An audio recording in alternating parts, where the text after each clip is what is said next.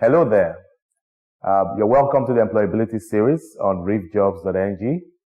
Reefjobs.ng is a portal that is brought to you by the Rivers State Government, and it's to help you get opportunities for jobs, for entrepreneurship, in your quest for career development and workplace fulfillment. Today we'll be talking about something very important, developing the right attitude. My name is Victor Briggs. I'm the principal consultant of VTB Consulting. Let me start with a quote by Winston Churchill. He said, "Attitude is a little thing that makes a big difference." In other words, sometimes you don't even see it, but that is the difference between why some people get the job and some don't. And your attitude to a large extent can determine how far you go in the workplace. Today we'll be looking at some factors that shape our attitudes, acceptable, unacceptable behavior in the workplace, developing the right attitude in the workplace, and some habits that we need to develop if we want to be highly effective employees. So let's start on what's attitude.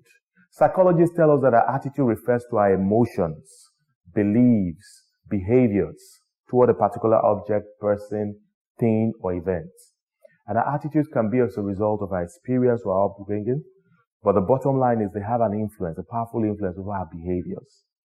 Attitude is very important in the workplace.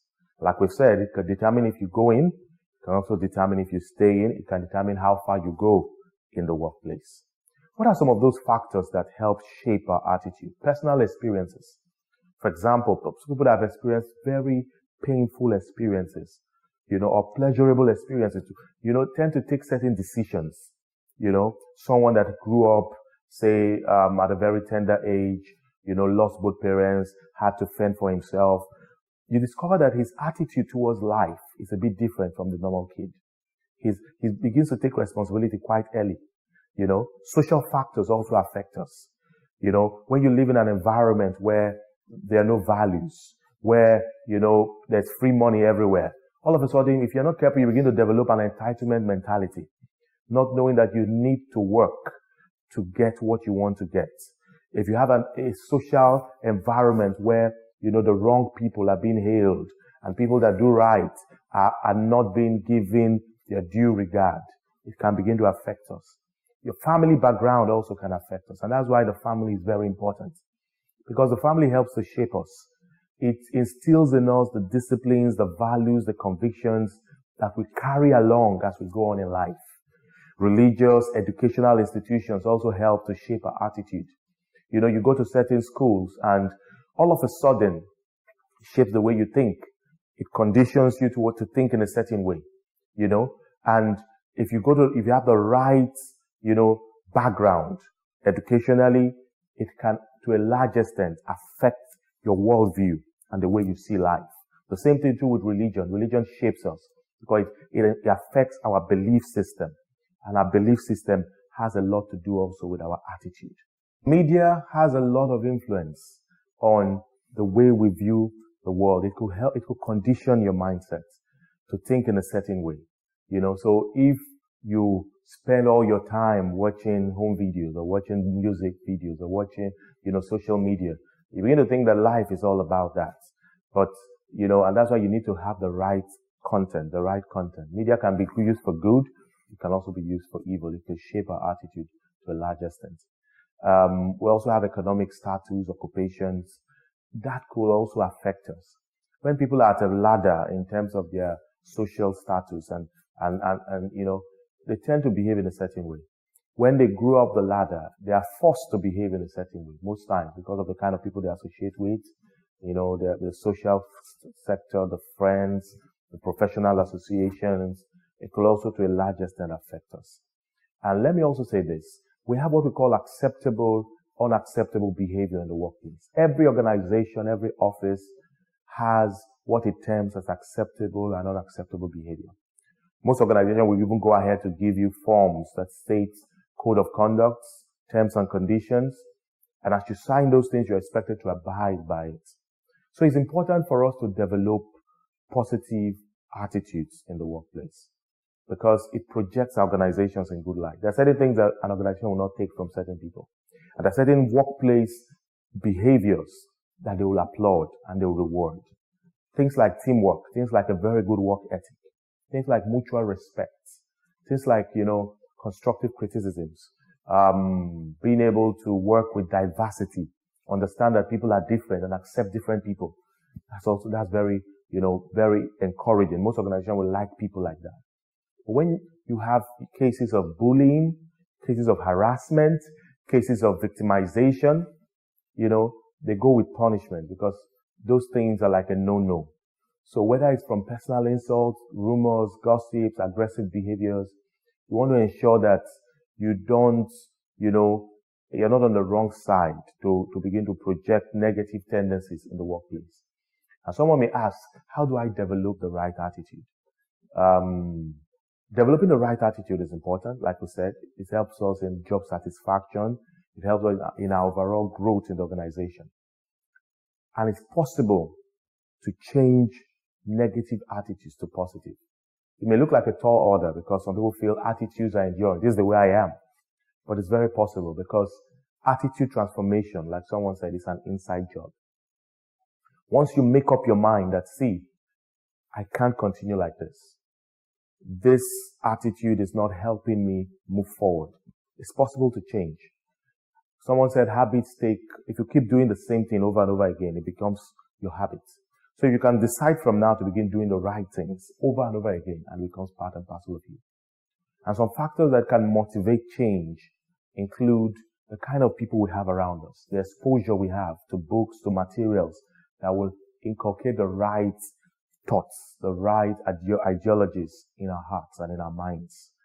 So if you have the right role models, for example, it can to a large extent begin to help you to think of becoming better in the workplace. And that's why you need to surround yourself with the right people. Training, coaching, personal development all help to contribute to attitudinal transformation. Okay, we want to end this series talking about some habits of highly effective employees. What are those things that you need to imbibe that will help you? Number one, you need to be self-motivated. You need to be self-motivated. Like we said, attitude transformation is an inside job. So you need to have a drive. You need to have an enthusiasm, a passion from within for what you do. Everybody likes someone that has that passion. And that's why it's important to take a job in an area that you really love doing. You need to be proactive also. Not everybody likes someone that they have to tell every time what to do. There'll be a time where you'll be left alone and you need to take initiative. You need to have foresight. You need to prepare for the next level. So as a person, you need to be proactive. And this comes with a lot of critical thinking and ability to solve problems. You need to also be result-oriented. Don't give reasons why this cannot be. Think how it can be. You need to have that can-do attitude. And it's very important.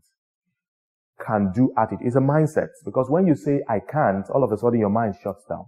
But when you say, I can, all of a sudden, or how can I, you begin to think of possibilities. So when you are result-oriented, you're action-oriented, you're persistent, you go the extra mile to ensure that you deliver results. And that kind of person is always productive. As an employee, you need to be able to take responsibility. Don't always throw the ball or put your colleagues under the bus. Learn to take ownership, even for your mistakes, because you learn from them and become better. Learn to be accountable. As you take responsibility, do it as if it's your own. Definitely you're on your way to the top. You need to also understand the place of time management. Time management. Because everybody has the same 24 hours. So your ability to manage your time and make the most of it. You don't want to come to work and be the type of person that spends the first, most productive period of the day just going through, social media, Facebook without having anything done. You need to set a to-do list. Have a to-do list as you get to the office. Have priority, plan, and be disciplined to keep to what you've said you're going to do. You need to be able to function well in a team. Somebody said something. If you want to go very fast, you go alone. But if you want to go far, you need a team. And most often than not, a lot of the work we do in the workplace is teamwork that makes the dream work. So you need to understand the power of synergy. Two good heads are better than one, like they say. And when we do it together, we can get it done faster and better. We have better value because we have more resources and more people contributing to make it better. Last but not the least, you need to have integrity. You need to be the kind of person that, is honest, is trustworthy, and is dependable. Everybody would like to have that kind of person in his employ, because, we don't want a situation whereby you are given a job to do and you always come back with stories and, things never match or things never, get together. So you need to deal with that. Who are you when no one is looking? Your integrity says a lot about the people's ability to trust you.